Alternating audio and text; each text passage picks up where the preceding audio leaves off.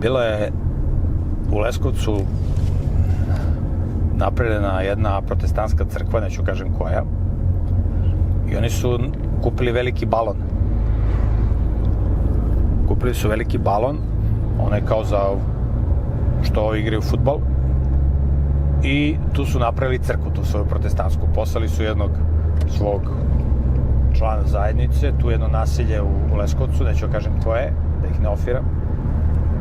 I on je završio u Engleskoj neku protestantsku teologiju i došao ovde da bi bio protestantski sveštenik. I kad su se skupili to njihovo bogosluženje u tom balonu,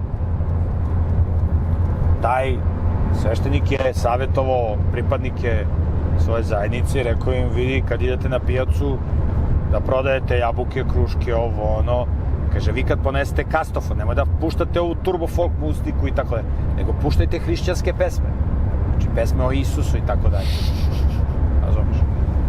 I onda je rekao, da li ima nekih pitanja? I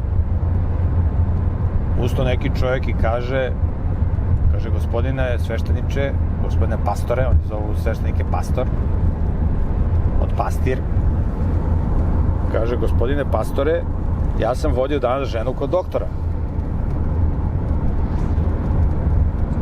I molio bih da mi pomognete, jer ljudi iznose probleme i onda se svi u toj crkvi mole Bogu za rešavanje tog problema. I on kaže, gospodine pastore, ja sam jutros vodio ženu kod doktora, pošto je nešto bolesna, i oni su radili analize i ustanovili da ona ima puno trombocita. I ustaje jedan od pozadi, viče i moli se Bogu, molim te Bože da ne stanu svi trombociti. Znači da svi trombociti ne stanu. Tako sam molio.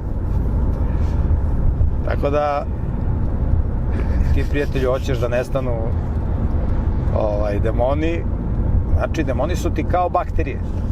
Ako se ne kupaš, to su bakterije. Razumeš?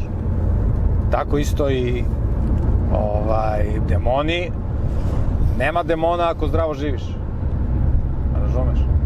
Tako da odeš u prirodu, zdravo živiš i nema demona i nema šta Bog da ubija demone i Sotonu doće dan kada će da oni budu zbrisani, ali sada je dobro što postoje Sotona i demoni, da ovi koji žive nezdravo, da ih demoni malo opsedaju, da ih malo čačkaju, da ih malo maltretiraju, da se prizivaju pameti, kad neće lepim, onda malo maltretiranje od strane demona, da se dovode u red. Eto, to je odgovor na tvoje pitanje.